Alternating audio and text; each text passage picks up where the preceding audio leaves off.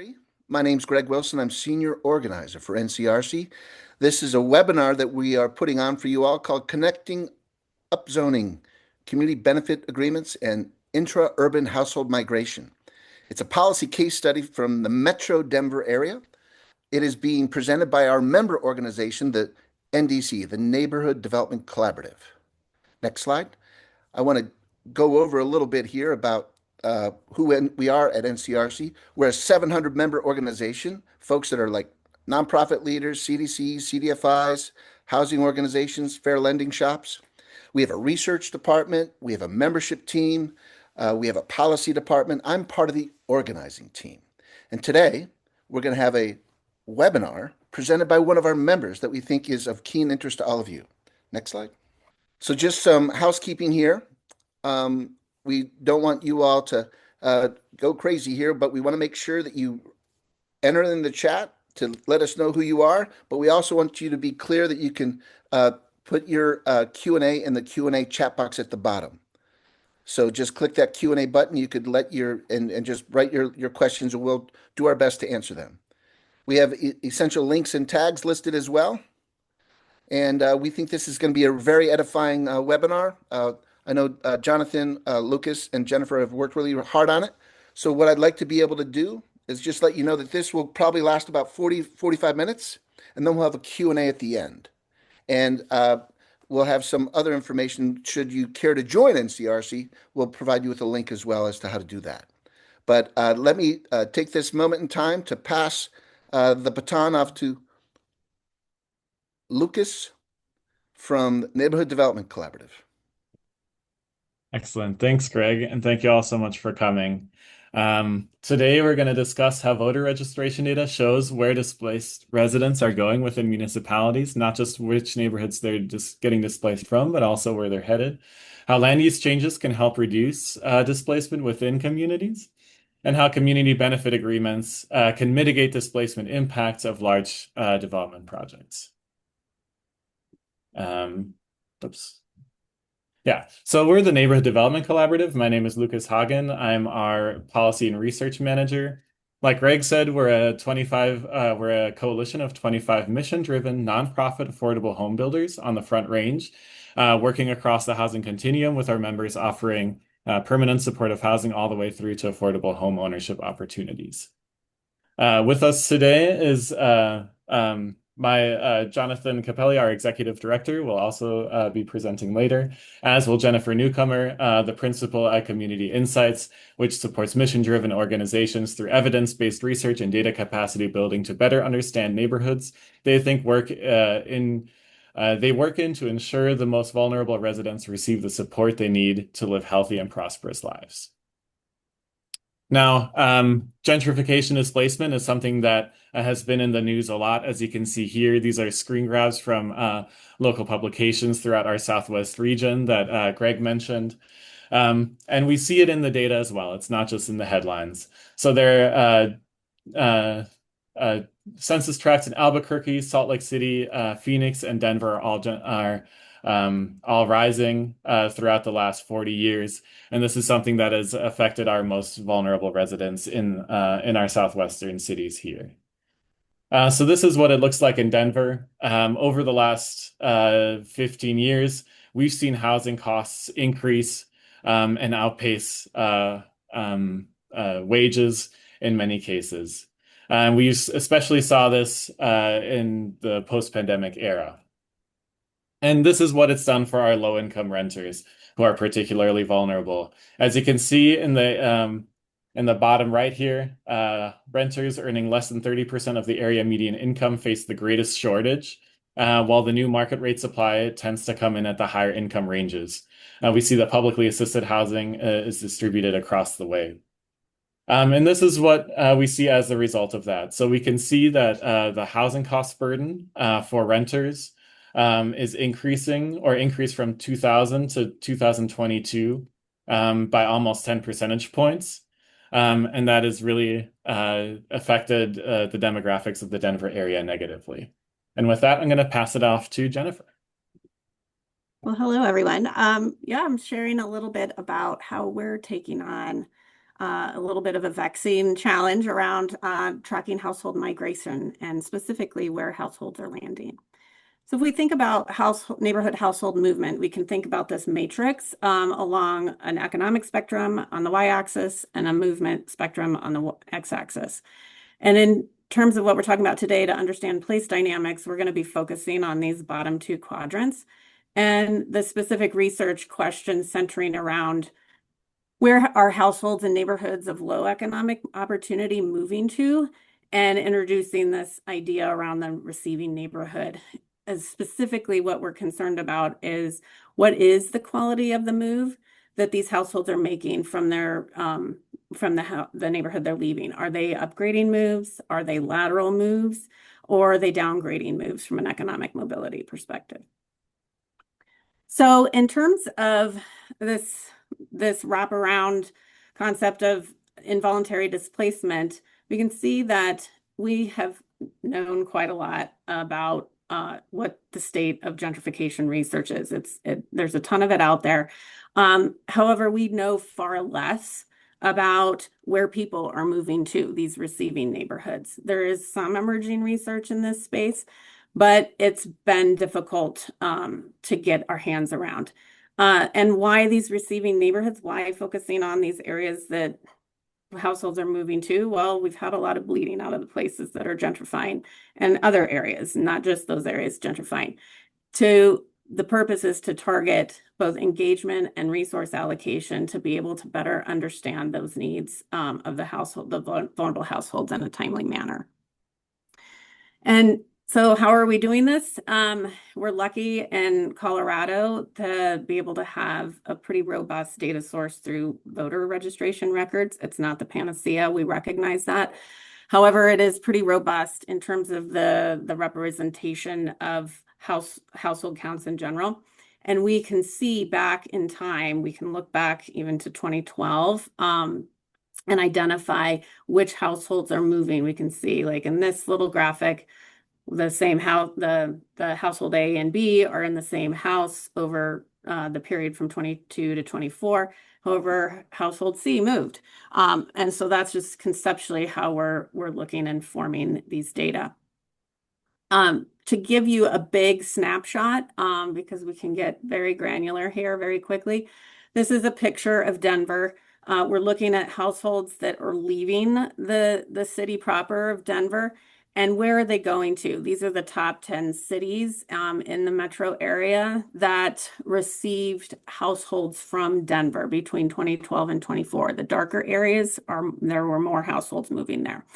And you can see here, Aurora in the east, to the east of Denver, was a big receiver of households. Moving to the next image, we're looking at this contextually around the share. So like what order of magnitude are those households moving into these municipalities as a percentage basis? So Aurora doesn't even show up, if you can you notice here. However, areas, cities like Littleton and Golden, those household moves represent a larger percentage of their population base.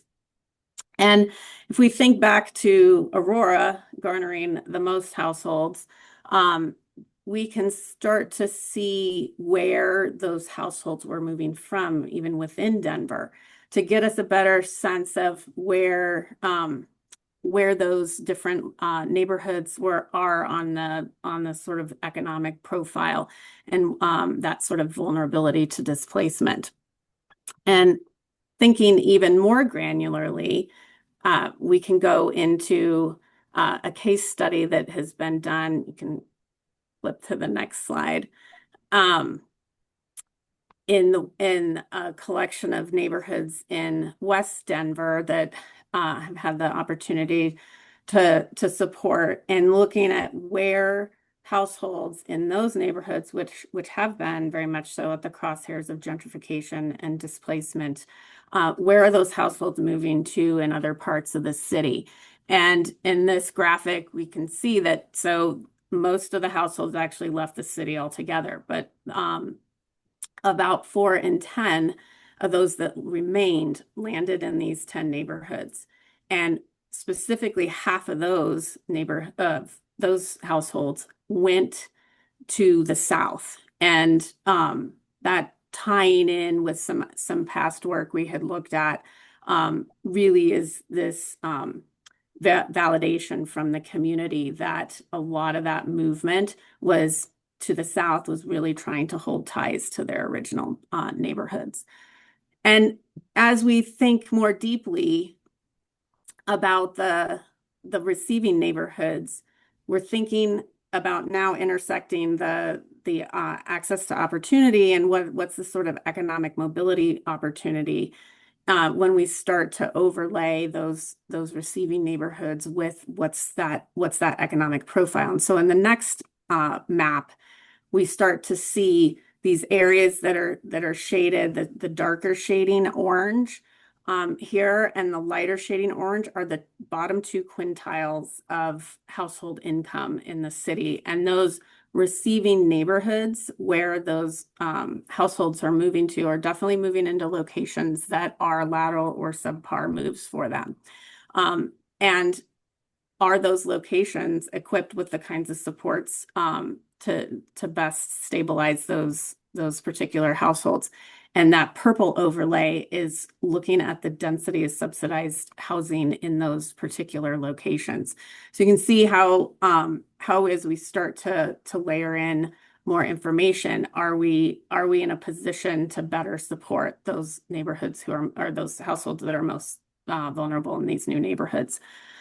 So before handing it off, just a quick summary that, looking at voter registration data, we can start to get at this nuance of understanding the receiving neighborhoods and these areas that are churning. They might not even be necessarily experiencing gentrification, and understanding how the quality of the move is into these receiving neighborhoods. And so knowing this, we feel that this is a pretty conservative effort or estimate, and that the effort is obviously not counting for anybody that is not registered, of course, and that even though the data is not perfect, we have a more timely source to be able to be more responsive, to be able to meet the need where it's at. So getting it back to you, Lukas. Thanks, Jennifer. So this has direct policy implications, this research that Jennifer has done here. And that is how can we use land use changes to prevent gentrification displacement? And how can we do so by leveraging missing middle housing? And by missing middle, I mean by density form and building form and not income. And I'll get into that again in a bit. So we know that the solution to displacement is income stabilized housing. So this is income restricted homes, affordable housing. We know that that is effective in keeping people where they are because the housing is not part of the speculative market. However, it requires subsidies. And as I'm sure I don't have to explain to any of you all, there's very little of that to go around, and we're in a bit of a pinch as far as that goes. One thing we do have in great abundance in the Denver metro area is land. However, we're not particularly good at using it. So if we were to use it more cleverly, we could get something out of this that helps prevent gentrification and displacement. And so currently in the Denver metro area, 92% of our land is reserved for single unit homes. And most of those lots, single unit home lots, are 2 acres or greater.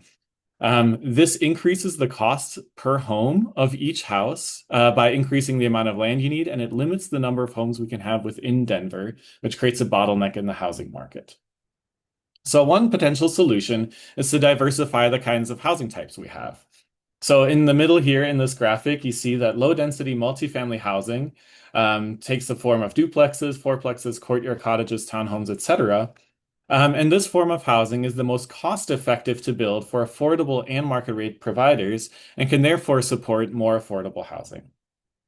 However, in order to build more of it, we would likely need to upzone areas that are currently zoned as single unit zone districts. And as you can see from these headlines here, this is not without controversy and can lead to gentrification displacement. So how do we need to manage these land use changes without making the problems we're currently facing even worse? What we do know is that cities with homogeneous housing have higher rates of displacement and gentrification. And so if a city is largely comprised of single unit homes, that city is more likely to come across these problems. We also know, as Greg Colburn explains in Homelessness is a Housing Problem, that housing markets with greater elasticity that are able to respond to increased housing demand are less likely to have have lower rates of homelessness, which is tied to displacement as well. And we know that, like I mentioned in the slide previously, low density multi-unit homes are cheaper to build than single unit or large multi-unit, high density multi-unit buildings. So what does the research tell us about this?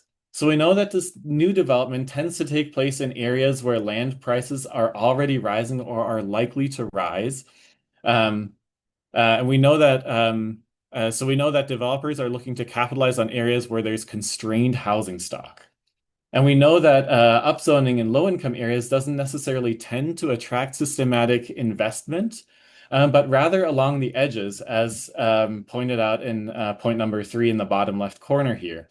When we do see new market rate housing or new infill development in low-income areas, we notice that it's right around the edge, near adjacent higher income environments, which allows developers to capitalize on the low land values within low-income neighborhoods while simultaneously capitalizing on the higher end amenities in nearby areas. And when that happens, when development does take place in low-income areas, in point number 4 here, it can spark an amenity effect, which draws increasing number of higher income residents into low-income areas. So that is something we want to avoid when we increase and diversify our housing stock. What we've also seen in the research on this is that the negative effects of upzoning tend to diversify over time. So as a municipality diversifies its housing stock and creates that elasticity in the housing market that allows it to respond to increases in demand, we notice that then eventually ends up preventing gentrification and displacement. And without the new housing, high-income residents will outbid whatever housing there is, regardless of whether or not there's new development. So this is what we saw in Denver, where we saw the population grow drastically over a short period of time in like 15 to 10 years ago. And that resulted in new residents bidding up whatever housing we did have in our city.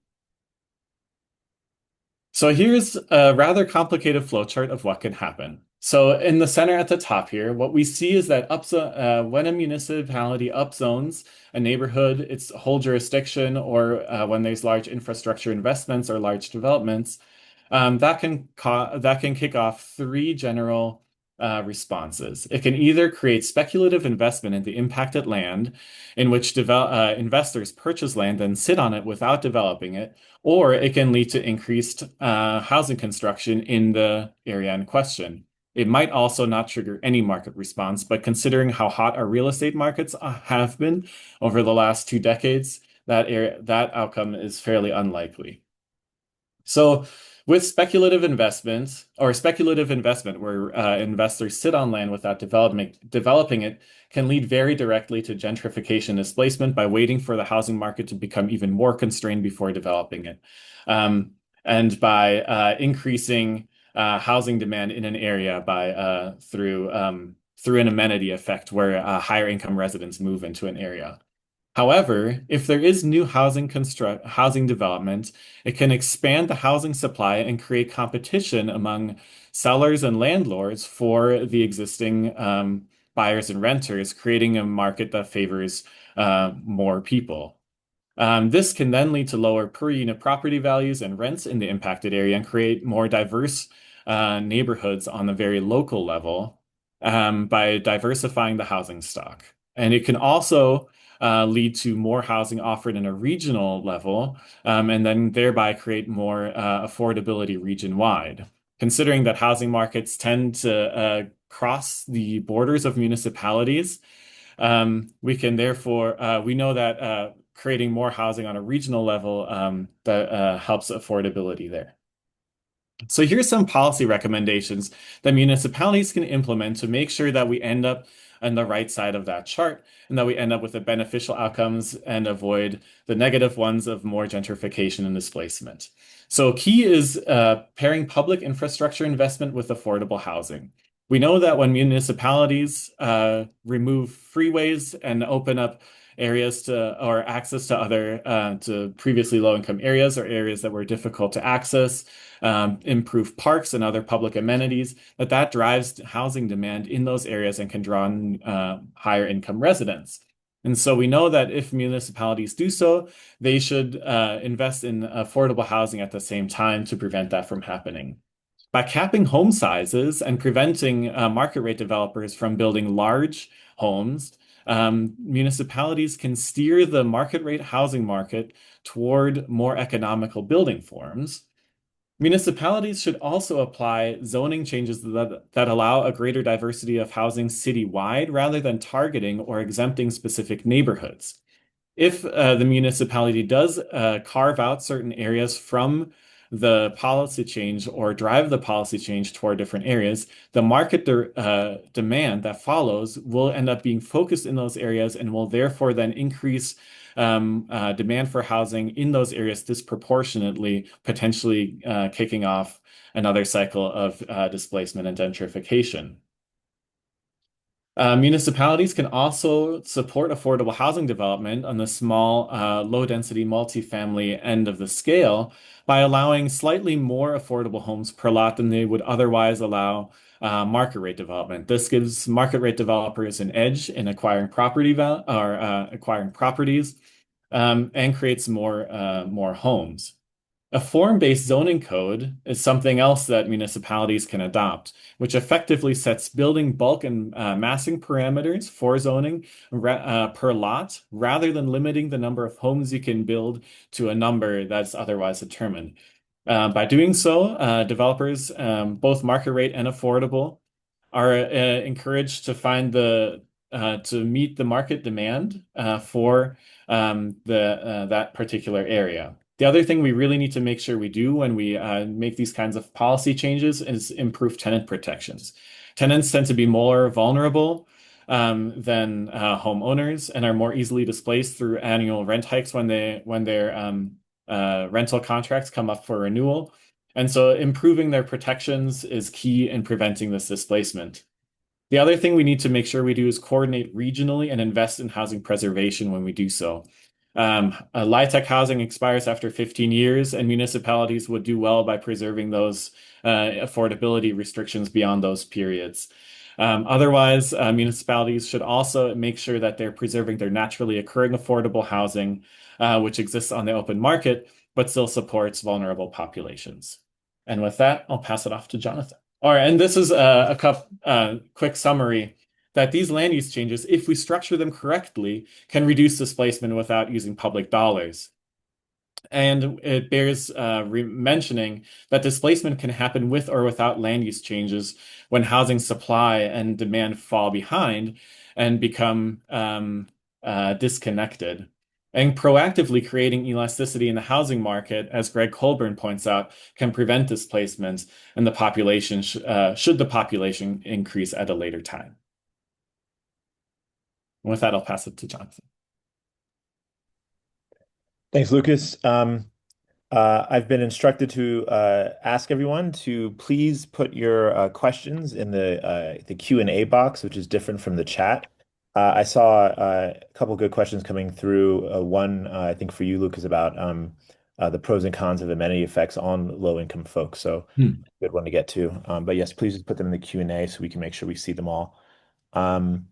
So as Lucas was saying, there's positive impacts to increasing housing supply on affordability, but we know that there's other types of investments that kind of don't always have that positive effect, and that's large infrastructure projects and public projects, etc. If it doesn't have a housing component, then it does a little bit what Lucas was talking about with increasing amenities without increasing supply, leading to a constraint in the market. So an emerging tool that we've been seeing across the country has been community benefit agreements, and we've had a number of recent ones here in Denver. So I'm going to talk through some of those. Next slide, please. First, what is a community benefit agreement or a CBA?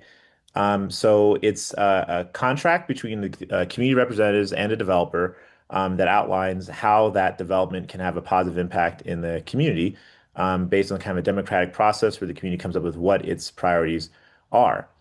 Um, and it's a written, enforceable legal agreement that's different from agreements that is made with the city.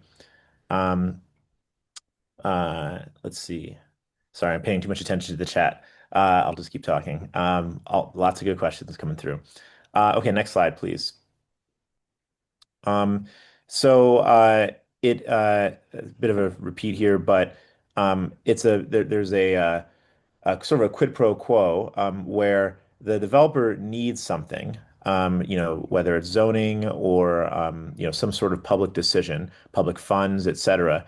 And so in exchange for the community benefit agreement, what does the developer get? They get the support of the community. It's kind of an anti-NIMBY approach, but only in exchange for good things, among which can be housing protections. Next slide, please.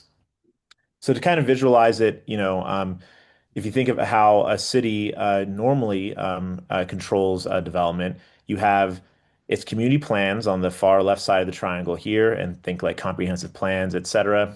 And then a development where when a developer proposes something, it goes through a development review, there's a development agreement, and then if they need it, a rezoning.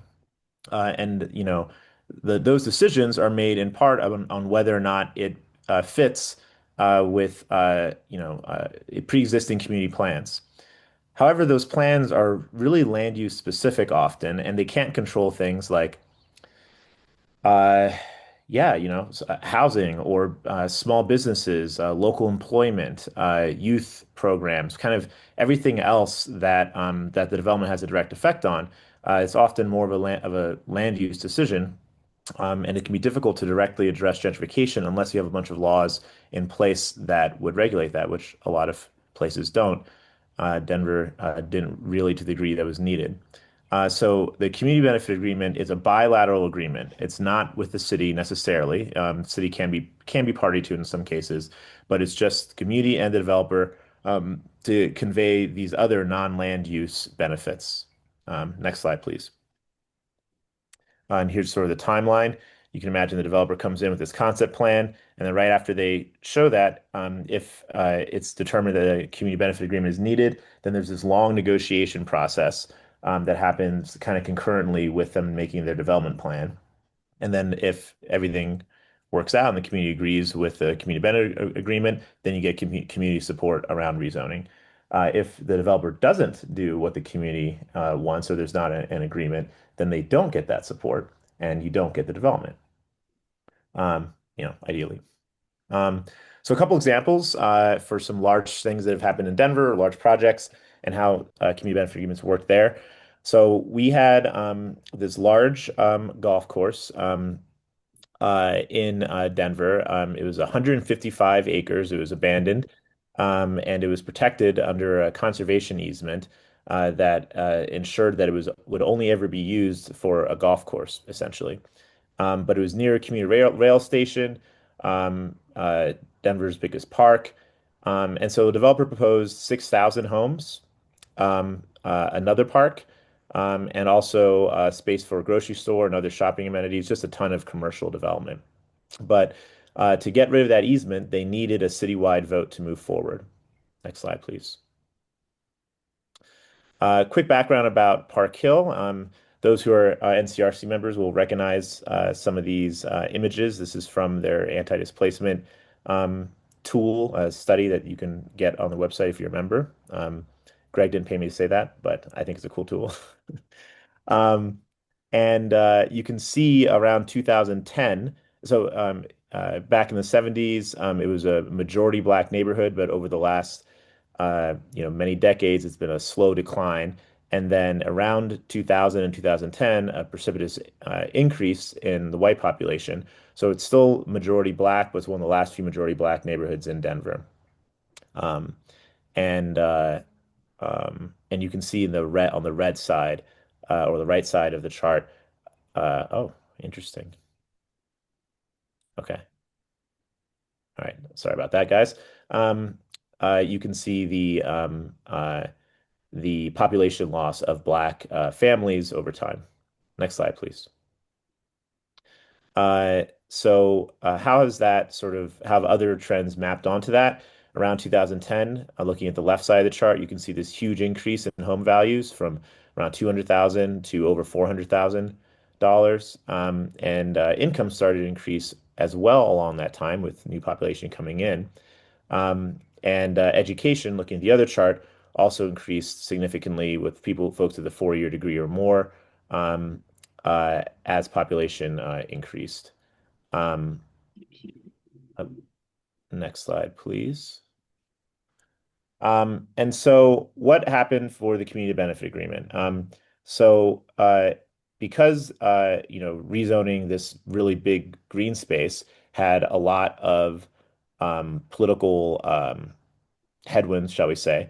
The community was able to get the developer, and this is a project that we worked on, to get a lot of really positive community benefits. So 25% of those 6,000 units were going to be income restricted.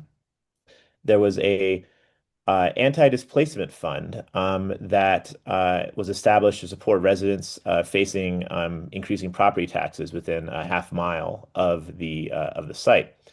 Yeah, that one I think was really important because as you guys know, that's part of what can maybe drive people to sell or to leave.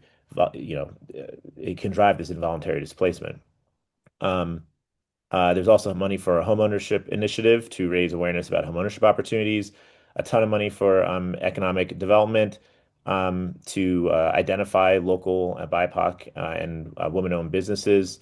And 10% of all commercial square footage would be dedicated as below market commercial space for nonprofits and other community serving uses. Also, a grocery store and some art investments.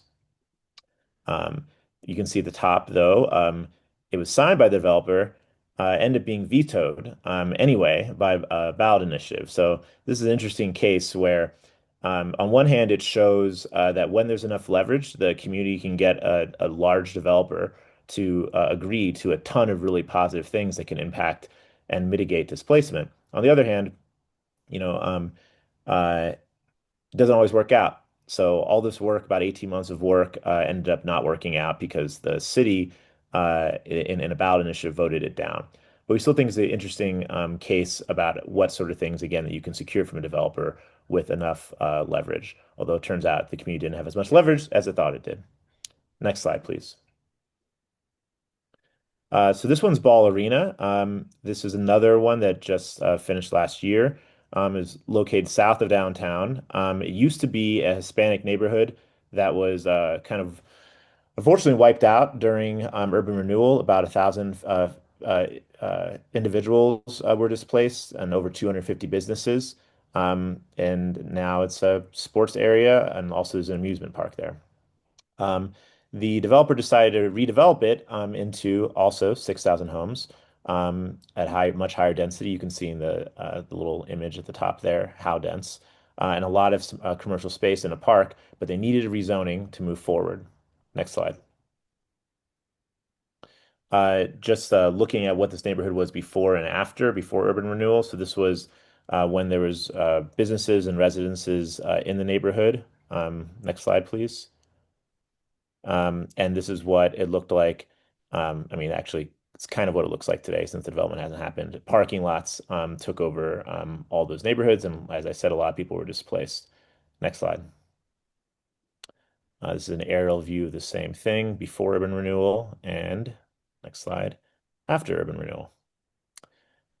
So because of the history of the site, folks were really, really interested in making sure that we didn't sort of just repeat the patterns of the past and make sure this was community serving and invited more people in to the neighborhood as opposed to being a continuing exclusion.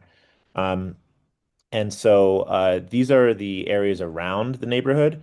So as you can see, there weren't any people living on the site, but the neighborhoods around the site have high populations, and you can kind of see over time how the white population declined a whole bunch, kind of during white flight, and then increased. Um, uh, and I think it's kind of interesting too, and this speaks a little bit to the supply issue that Lukas was talking about. Um, in the lower right chart, you can see how the population, went down from 3,000 and then went up to 3,500. It's interesting to think how over this period from the 70s till today, there's only been a pretty marginal is relatively the same number of units is another way of looking at this, right? Which kind of show when there's high competition or why there's high competition for these units and how that can result in high costs if the supply never matches demand or doesn't really increase over time. Next slide. Uh, Aerial view of the development. Left side is current, right side is planned. Next slide. So this one's an actual success story. This CBA was signed, and you had 18% of all units dedicated to be income restricted, $1 million set aside for tenant eviction and down payment assistance and other renter supports in surrounding neighborhoods, 16 million for other community priorities via 1% fee that was put on the site. And in the interest of time, I won't read through all of these, but just a ton of programs and funds allocated to address these community needs. This is about a 15-month negotiation process with the community, but ended up with a lot of really good benefits. Last one is one we're currently working on is a women's soccer stadium in Denver. It's called the Summit Football Club. It's the site of a former rubber factory. It's really polluted, difficult to access. Um, the redevelopment is a 9-acre redevelopment that needs rezoning and $70 million in public investment in order to pencil. So, City Council here in Denver is requiring the team to create a community benefit agreement to make sure it doesn't have a displacement effect on surrounding neighborhoods, which are some of these West Side neighborhoods that Jen was talking about earlier. Next slide, please. And what I mean is the West Side neighborhoods of Denver that you saw a lot of that gentrification and those arrows coming out of, right, as folks are going to other communities. This is just what the old factory looked like. Next slide. The stadium that's planned. Next slide. So quick note, there's CBAs, if done well and accepted by the community. Oh, and by the way, the soccer club is still in negotiation, so we can't really share any more details about it. Just want to let you guys know that something is happening. We'll all find out December 15th if it gets passed. But there are challenges to the CBA approach. There's not much funding for it. And it's also the case that NIMBY the community voice can easily get hijacked by NIMBY pressures. So, folks who just don't want any development period can come in and then, sort of stop the development from happening and kind of purport to represent the community voice for positive amenities and positive things. But the difference between advocating for good things for your community and advocating for no change. And so that can be difficult. And there's also not much public guidance on what, when, and how to apply CBAs in any jurisdiction. Does a 1-acre site merit it? Is it 10 acres and above? What about a single building downtown? Arguably, it'd be better to just pass really good policy at the city level that can regulate these kind of things and make sure that that these negative effects of these big redevelopments don't happen. But in their absence, this can be a good tool that, again, is increasingly common across the country. At the end of these slides, there's a list of some other recent CBAs from other cities and states that you're welcome to peruse. Next slide. So, like I said, it can be a useful tool Um, uh, Note the developer needs to need something. You have to have leverage in order for them to agree to a CBA that can have all these positive benefits. And then, as I already said, it's not really the best replacement for good land use policy, but can be a good tool in combating displacement. Next slide. And next slide. And so some of these things might seem a little, these three sort of topics we squeeze in here, maybe a little disjointed, but the idea is how can we look at gentrification differently? It's been happening now for 15, 20 years, depending on where you're at. What are the outcomes of it, and how can we change policy to help people who have already left and are already going other places and meet them kind of where they are? In the absence of funding to prevent gentrification, and address folks both where they're going and where they're coming from, given the political climate, what sort of other tools can we get to empower affordable housing developers and market rate developers to provide housing at levels that our communities actually need? And lastly, are there any sort of other tools out there that can kind of uh, get in the way and kind of be a bulwark against the displacement pressures from large investment projects that also are increasingly common in many of our downtowns, especially not soccer stadiums, but sports stadiums are popping up all across the country. So we saw these three things happening all at once and wanted to kind of thread them together the best we could, and just share what our experience was. So stop there and see if there's any questions. And I know there are. Thank you. Thank you, Jonathan. I think that was really helpful and really edifying, and you're on time. You guys are professional. Well done. I was going to briefly go over some of the questions in the Q&A box. Lynn Mista Keeler has a pretty long one, but I'll reach out to her post-event.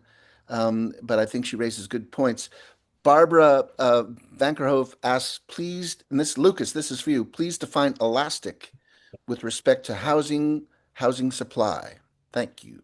Yeah, so think about it. An elastic housing market is one that can respond to demand without costs increasing. So cities like Houston, it has a very elastic housing market because they have, in effect, no zoning regulations. And so the city is able to build housing pretty much as the demand changes and increases. So that's an example of elasticity. So basically just the ability of the local housing market to respond to demand. The next question here from Emma. You mentioned that the area that has open land, unused lots, how would that upzoning outcomes change in an area with little or no vacant land? The question is, how would upzoning outcomes change in an area with little to no vacant land? Little to no vacant land. So this could take a couple of forms depending on how the municipality chooses to structure the upzoning. So it could lead to the subdivision of existing housing into smaller homes. So if the homes there are very like old, large homes, we have a neighborhood in Capitol Hill in Denver. They subdivided a lot of those up into smaller apartments. And then it could also it could lead to more demolitions, to be perfectly honest, and that's not an outcome, not necessarily a desirable outcome. Or it could, if the existing housing or the existing buildings are in poor shape, it could lead to those getting replaced by newer buildings with more homes in them. That tends to be what we see in areas with like low available land. But I just want to note that although that can be seen, therefore, right, this is a fraught topic. People identify these land use changes with these scrapes and therefore with gentrification. But I think it's interesting to know, and a lot of what the research that Lukas has come up with shows is that, I mean, you guys are all experiencing it. Gentrification is happening anyway. What's happening is folks are buying those homes and redeveloping them into more expensive single family homes, right? So the idea is that if this is happening, how to ensure that it increases affordability. And in our case, we have folks like Habitat for Humanity, our members, and other organizations, CLTs, that are trying to figure out how to buy those properties and create denser, affordable home ownership opportunities, something you can't do if it stays the same zoning. Yeah, if the housing market is really hot, and the value of the house on a given piece of dirt becomes more than what somebody will pay to live in a house of that kind, they'll just buy the property for the dirt, scrape the house, and replace it with a bigger house, like Jonathan was saying. So Peter Cohen asked a couple questions. One is he'd be interested to hear more about how adopting form-based zoning is not gentrification inducing, at least as a policy on its own. Do you have any thoughts on that?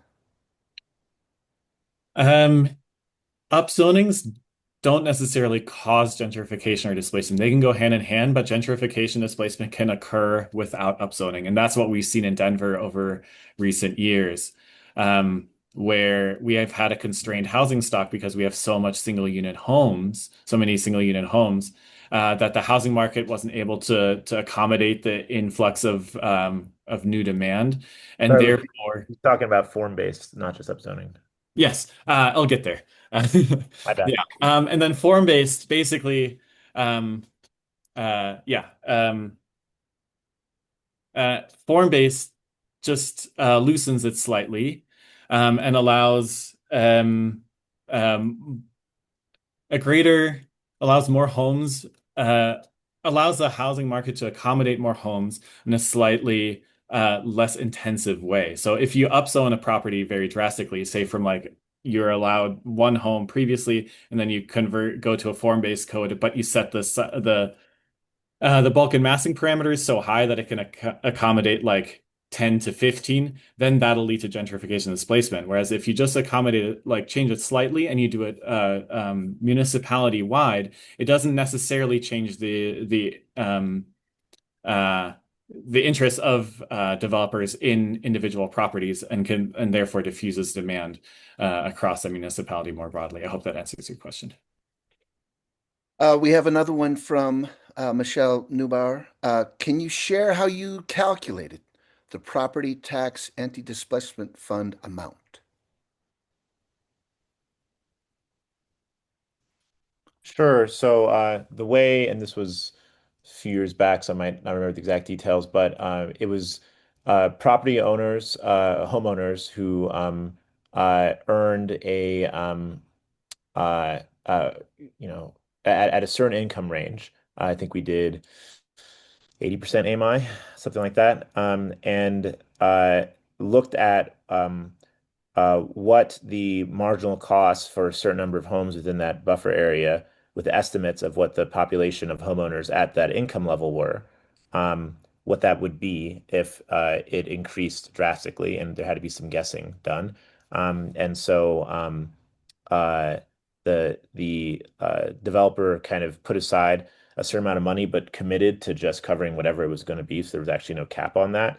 The other fund, the $1 million for direct anti-displacement work, that was just the most that could be negotiated. And so there was the fund for the tax increment offsetting, and then there was funding for directly helping renters with rental payments and things like that to stop renter displacement.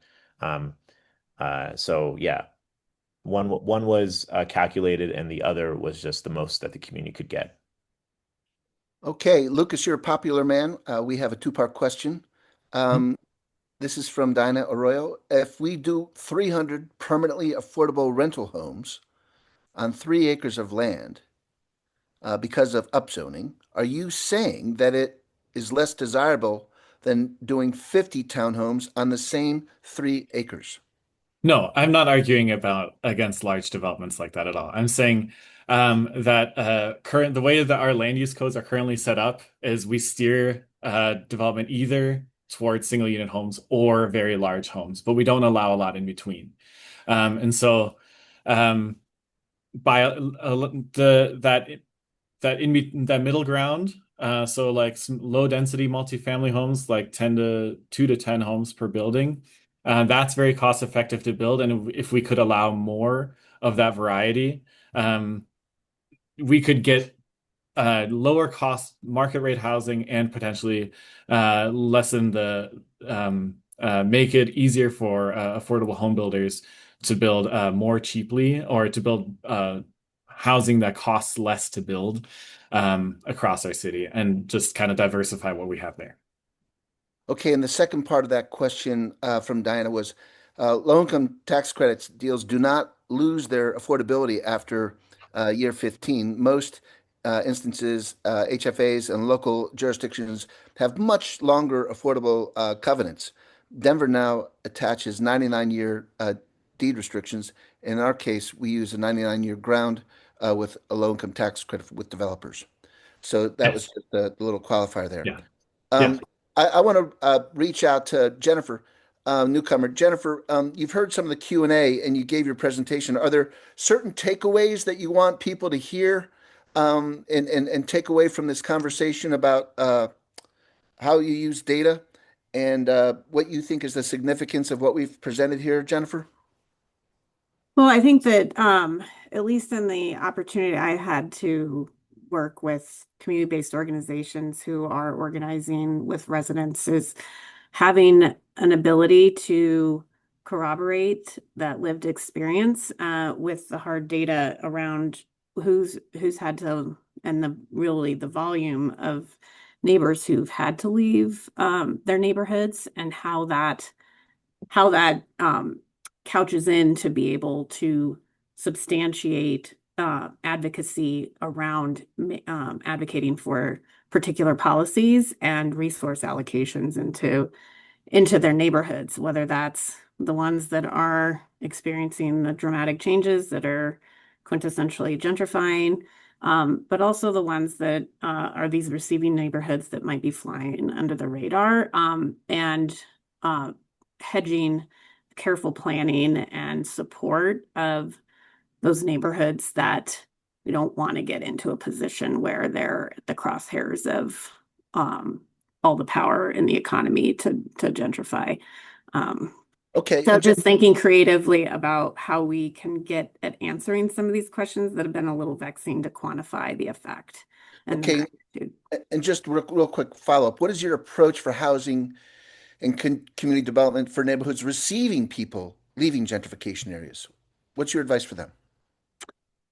I mean, I think being armed with the data and being able to be armed with the stories and that lived experience to be able to advocate for acknowledging that there's not just an effect for those households that had to be displaced, but that there's a larger cultural and social fabric that is at risk, especially with neighborhoods that have enjoyed long, like historically long identity around their culture and their community. And at least with my research, is trying to better understand how the next generation is experiencing involuntary displacement in those new neighborhoods, and how that affects their sense of belonging, and what does that mean for them as we're making, in a lot of these cases, what Jonathan pointed out around these major infrastructure investments, but also, investments in, are we keeping libraries open and, Okay. in these locations. So. Good.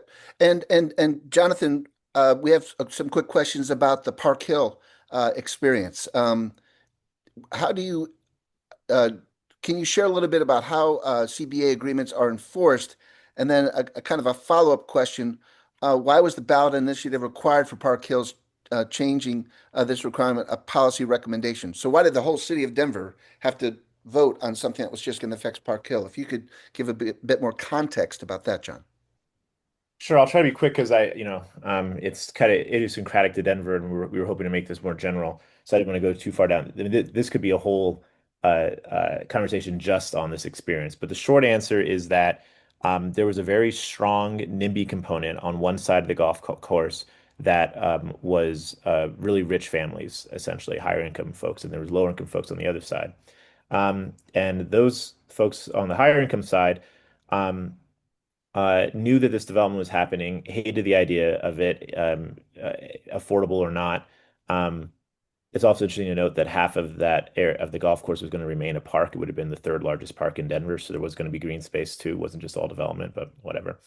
And so they ended up passing or running a ballot initiative saying that if you're going to remove a conservation easement in Denver, that you have to put it to a citywide vote. And it was a bit of a bait and switch because it wasn't just like a green space conservation easement that the city of Denver was voting on. They were voting on a golf course easement. Um, Conservation easement and golf course easement were qualified or were categorized as the same thing. So a lot of folks in Denver feel a little bit tricked by the way that ballot initiative was worded. And so they were able to get that on the ballot, and then folks were like, "Yeah, we of course developers should, we don't want them just putting parking lots all over parks." Became the chanting cry, and that's what happened.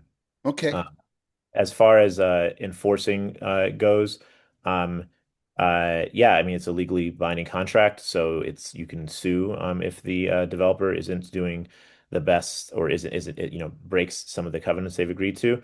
Um, uh, and the best way to make sure that such an effort is well resourced is to make sure that there's a large community group that lives on, like a coalition of organizations after the signing of the CBA that can share potential costs, raise money together, and collectively keep tabs on the CBA over time. So thank you, John. And we have more questions than we have time, unfortunately. If you look in the chat, we've provided a link for a survey that we would like you all to fill out if you're interested in giving us feedback and have additional thoughts. With this slide here, you can see that we have additional events coming up with NCRC. Should you care on joining, there's our link for our membership. And if you have questions about membership, there's a link for that as well. We have a Just Economy Conference for NCRC coming up next spring, and you can follow us on social media. I'd like to give a big shout out and thanks to Jonathan, Jennifer, and Lukas for their time and their expertise. We've included their email addresses in the chat, and I think it's in the next slide, Kaylee. But we really want to make sure that real quick, if each one of you has like 30 seconds, a closing statement. Jennifer, let's start with you with 30 seconds. What's your advice to folks? I guess, partnering with, and unless you already have your in-house expertise, like partnering with organizations to think creatively about utilization of existing data to be able to get at answering the questions that are most important to your community. And you'll be available if folks reach out to you to Absolutely. Handle their questions. And Lukas, what's your final comments, please? Final comments. You caught me cold on this one. I just encourage you all to work with your local municipalities to improve land use. I think it's a huge opportunity that we haven't explored particularly deeply yet. Yeah. And there's a lot of good research emerging on this. So this is only the very beginning, and it's only a very cursory look at it. And again, if people have questions, they can reach out to you, correct? Email address is in the chat. Great. Jonathan, final thoughts. Thanks. And I'll just say something that I think speaks to a lot of what I saw in the chat and questions that we didn't get time to answer. And as everyone said, we're happy to talk offline to anyone who wants to. This whole approach and angle was counterintuitive to us, right? We're a nonprofit affordable housing group. And I personally and each of the folks here have worked on anti-gentrification issues at the ground level before. And zoning and rezoning and putting new development in it often felt like the boogeyman. And so it took a while for us to a lot of what I saw in the chat, what I've seen is that only expensive duplexes get put on these places and, et cetera, et cetera.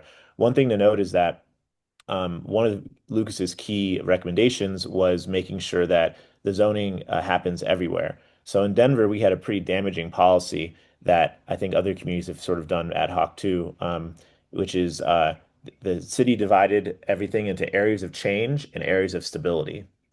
Areas of change, they changed the zoning in order to improve the neighborhood, and those were often lower income neighborhoods. Areas of stability were higher income neighborhoods where everything was hunky-dory because those mansions should stay mansions, right?